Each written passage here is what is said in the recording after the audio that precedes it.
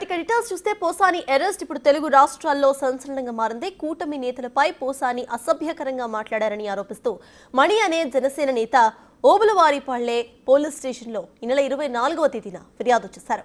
ఈ ఫిర్యాదు మేరకు కేసు నమోదు చేసిన పోలీసులు పోసానిని అరెస్ట్ చేశారు. ఎన్నికల ముందు పలుసార్లు తాను పోసానిపై ఫిర్యాదు చేశానని కూడా అని తెలియజేశారు. కానీ అప్పుడు పోలీసులు కేసు కూడా నమోదు చేసుకోలేదని గుర్తు చేసుకున్నారు. ఆయన మరింత సమాచారాన్ని మా ప్రతినిధి దామోదర్ అందిస్తారు. వ్యాప్తంగా కాకుండా ఉమ్మడి తెలుగు రాష్ట్రాల్లో ఇప్పుడు సంచలనం కలిగించే కేసు అంటే ఏదైతే పోసాని కృష్ణమురళిని అరెస్ట్ విషయం. అయితే పోసాని కృష్ణమురళి అరెస్ట్ కావడానికి కారణం జోగినేని మణి. ఈయన ఓబులవారిపల్లి పోలీస్ స్టేషన్లో 24వ తేదీ ఇచ్చిన ఫిర్యాదు మేరకు ఎఫ్ఐఆర్ నమోదైంది. ఏదైతే పవన్ కళ్యాణ్తో పాటు ఇటు కూటమి నేతల మీద అసభ్యంగా మాట్లాడిన విజువల్స్ను రికార్డెడ్గా ఆయన తీసుకెళ్లి ఏదైతే పోలీస్ స్టేషన్లో సబ్మిట్ చేసి కేసు నమోదుకు అడగడం, ఆ తర్వాత ఎఫ్ఐఆర్ నమోదు కావడం, నిన్న అరెస్ట్ చేయడం జరిగింది. ప్రస్తుతం మనతో మణిగారు ఉన్నారు. ఆయన అడిగి తెలుసు ఎలా ఫీల్ అవుతున్నారు సార్ ఈ విధంగా అరెస్ట్ జరగడాన్ని? గతంలో మీరు చాలాసార్లు కంప్లైంట్ చేశారు, అంటే ఎన్నికలకు ముందు చాలా మాటలు కంప్లైంట్ చేశాం.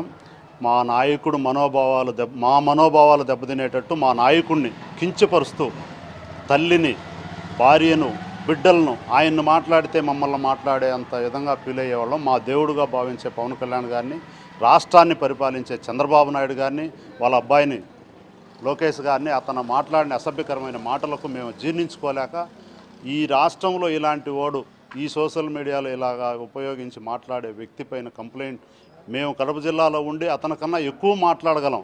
కానీ మా నాయకుడు మనోభావాలు దెబ్బతింటాయి. మా నాయకుడు ఆ సంస్కృతి మాకు నేర్పించాల. 10 సంవత్సరాల నుంచి పవన్ కళ్యాణే మాకు దేవుడు అనేటట్టు భావిస్తున్నాం.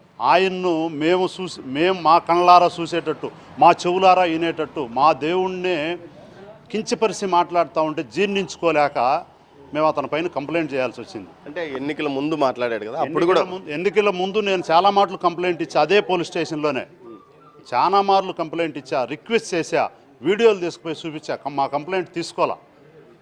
ఇప్పుడు నేను రాష్ట్ర స్థాయి ఆఫీసర్ల వరకు సార్ ఇలా మాట్లాడుతున్నాడు, ఇతని ప్రవర్తన బాగలేదు, ఇతను మా మనోభావాలు దెబ్బతింటాయి, మేము కూడా మాట్లాడగలం. మేము కడప జిల్లా రైల్వే కోడూరులో పుట్టాం, మాకు 4 జిల్లాలకు సంబంధాలు ఉన్నాయి. మేము ఇటు తమిళనాడు కల్చరు, చిత్తూరు జిల్లా, నెల్లూరు జిల్లా, అనంతపురం, కర్నూలు జిల్లాకు మధ్యలో గలం. మేము ఏమైనా మాట్లాడడం, అతనికంటే ఎక్కువ మాట్లాడతాం. కానీ మా నాయకుడు మాకు ఆ సంస్కృతిని వద్దు అని, ఒక మంచి సాంప్రదాయాన్ని, మంచి భక్తిని, సనాతన ధర్మాన్ని తీసుకొచ్చినటువంటి పవన్ కళ్యాణ్ పార్టీలో ఉండి మేము మాట్లాడకూడదనే ఉద్దేశంతో మేము అతన్ని మాట్లాడాల. అతను చేసిన తప్పు, అతను మాట్లాడే మాట తీరు బాగలేదు కాబట్టి అతన్ని మేము కంప్లైంట్ ఇచ్చాం. ఆఫీసర్లు కుటుంబ సభ్యులను ప్రస్తావన తెస్తూ మాట్లాడడాన్ని ఇంతకుముందు ఏ నాయకుడు చేయలే, కానీ గతంలో అతను చేసిన దాన్ని వైసీపీ నాయకులు ఎంకరేజ్ కూడా చేసినారు. అది ఆ పార్టీ వాళ్ళు చేసి ఉండొచ్చు. అయితే ఏ ఒక్కరిని వదిలిపెట్టాం. జనసేన పార్టీ కార్యకర్త రాష్ట్ర లెవెల్లో మా కార్యకర్తలందరూ, మా లీడర్ని ఎవరు మాట్లాడినా రాష్ట్రం అంతా మేము ఉపేక్షించేదే లేదు. ఎవరు మాట్లాడినా పోసాని మురళీకృష్ణ ఇదే అందరికీ పడుతుంది. అయితే సోషల్ మీడియాలో మాట్లాడేవాళ్ళు ఇతన్ని చూసి ఈ విధంగా కంప్లైంట్ ఉంటుంది, ఈ విధంగా ఇట్లుంటుంది అని ఆలోచించి సోషల్ మీడియాలో పెట్టే విధంగా రాష్ట్రాన్ని ఒక గౌరవప్రదంగా నడిపించే చంద్రబాబు నాయుడు, లోకేష్ను వీళ్ళందరినీ మాట్లాడటం మేము జీర్ణించుకోలేని విషయంగా ఉన్న రాష్ట్ర ప్రజలంతా, నేనై బయటకు వచ్చానేమో కానీ రాష్ట్ర ప్రజలంతా మనసుల్లో ఉడికిపోతుంది వీళ్ళు మాట్లాడే మాటలు. ఆ మనోభావాలు దెబ్బతినేటట్టు రాష్ట్ర ప్రజల యొక్క మనసు నొప్పిపడే విధంగా మాట్లాడుతున్నారు వీళ్ళు. నేను సారీ చెప్పాను, కక్ష సాధింపుతోనే అరెస్ట్ చేశారంట. సారీలు ఎవరికి కావాలి సార్? అన్నీ మాట్లాడేసి నేను సారీ చెప్పాను, నేను సారీ చెప్పలే. అతను సారీ చెప్పినట్టు మాట్లాడేదంతా మాట్లాడేస్తున్నాడు. పుల్లకు చీర కడితే దాన్ని మెడితే పోతాం. మా బిడ్డలను, మనకు బిడ్డలు ఉండారు, ఆడబిడ్డలు ఉండారు, బిడ్డలను మాట్లాడతాడు అతను. బిడ్డలను మాట్లాడతాడు, భార్యను మాట్లాడతాడు, భార్యలను మాట్లాడతాడు, తల్లిని మాట్లాడినాడు. లాస్ట్ టైమే ఎప్పుడో 10 years బ్యాకే నేను చిరంజీవి గారు తల్లిని ఇది అది అని మాట్లాడితే ఆ రోజు కంప్లైంట్ ఇచ్చాను. నేను ఆ రోజు తీసుకోవాలా. మేము ఒక ఇన్ని రోజులు వెయిట్ చేసి ఇప్పుడన్నా మా గవర్నమెంట్ న్యాయం జరుగుతుంది, ఇతని సంస్కారం సరిలేదు, కంప్లైంట్ తీసుకోండి సార్ అని ఇచ్చామని. నేను క్షమాపణ చెప్పాను, నా ఆరోగ్యం బాగాలేదు, బలవంతంగా తీసుకొస్తాను. ఆరోగ్యం బాగలేదు అనే మాకు తెలుసు, అతను ఏజ్డ్ పర్సన్ తెలుసు. అతని నోట్లో వచ్చే మాటలు ఆ విధంగా లేవే. అతను సంస్కారంగా మాట్లాడుతున్నాడా? అతను వయసు తగ్గట్టు మాట్లాడుతున్నాడా? అతను ఏం మాట్లాడాలనేదన్నా సూచనాడా? ఏం మాట్లాడుతున్నాను నేను ఈ వయసులో? నా వయసు ఈ మాటలు మాట్లాడే వయసా? అంత సంస్కారంగా అతను మాట్లాడుతున్నాడు. సనాతన ధర్మాన్ని దేశం వైపు తీసుకెళ్తున్నాడు. ఒక మంచి పరిపాలన తీసుకొస్తున్నాడు చంద్రబాబు నాయుడు. అతని కుమారుడు ప్రజలకు ఉపయోగపడుతున్నాడు అని ఆలోచన చేసి మాట్లాడుతున్నాడు అతను. పోసాని కృష్ణమురళి అనే నేను అంటే ఇట్లా రెక్కలేగేసుకొని ఏదో సినిమాలో అంటే అందరూ చూస్తారని, ఇప్పుడు నిజ జీవితంలో రాష్ట్రాన్ని పరిపాలించే వ్యక్తులను మాట్లాడుతాననే విజ్ఞత ఉంది అతనికి. ఆ విధంగా మాట్లాడుతున్నాడా? ఏంటి అతని సంస్కారం? అతని చదువు ఏమైంది? అతను ఒక డైరెక్టర్ అంటాడు, సినిమా యాక్టర్ నటించాడు, 10 మంది జనాల్లో తిరుగుతున్నాడు. ప్రజలను ఆ విధంగా ఒక ఉన్నత స్థాయిలో ఉండే వ్యక్తిని ఆ విధంగా మాట్లాడచ్చా అతను అనేది అతన్ని అడుగుతున్నాను నేను సూటిగా.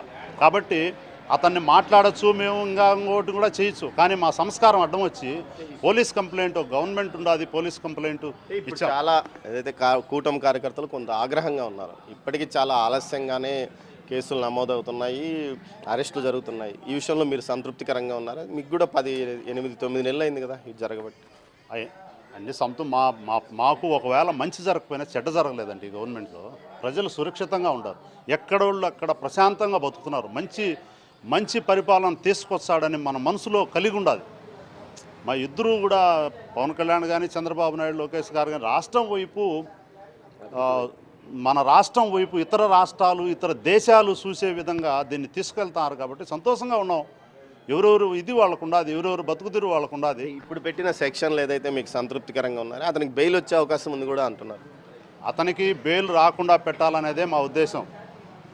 అతనికి బెయిల్ రాకూడదు, అతను అనుభవించాలి కొంత. అతను మాట్లాడిన మాటలకు ఆ మాటలు వింటే బెయిలే కాదు కదా, అతని జీవితంలో ఎవరు సహించరు. ఆ విధంగా మాట్లాడినాడు. అదే ఒక ఆడబిడ్డో సంస్కారవంతులో చూచే అది జీర్ణించుకోలేరు. ఆ విధంగా మాట్లాడినటువంటి పోసాని మురళీకృష్ణను ఇంకా బలంగా అతను మాట్లాడిన మాటలన్నీ తీసుకొని గవర్నమెంట్ వారు అతన్ని పూర్తిగా శిక్షిస్తారని కోరుకుంటూ సెలవు తీసుకున్నారు.